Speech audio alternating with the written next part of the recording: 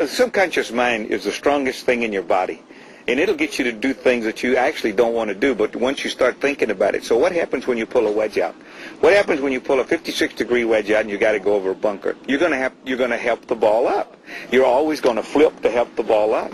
And then all of a sudden you blade it or you hit behind it. Why?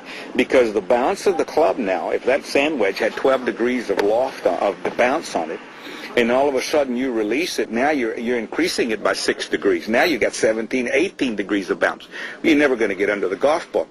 In other words, the only way that you can get under a golf ball is you have to hit down on a golf ball.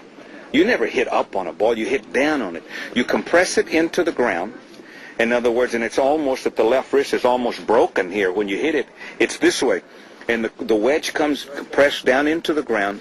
Now you utilize, what happens when you compress a golf ball in the ground? It goes up the club face.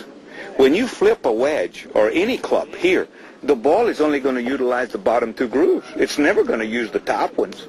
So I learned a long time ago. But that, again, that was from playing on hard pan.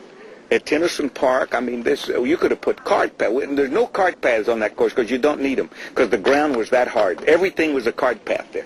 The ground is just that old black clay. If you've ever been to Texas, you can't get it off your shoes.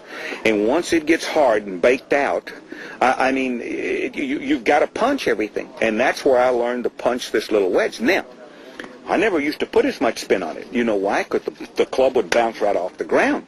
Then when I came on tour and got soft fairways, you understand, and I tried that shot. I mean, that ball would squeeze right up that blade. He would hit twice and check. I've always had an art to do that. People that flip with wedges,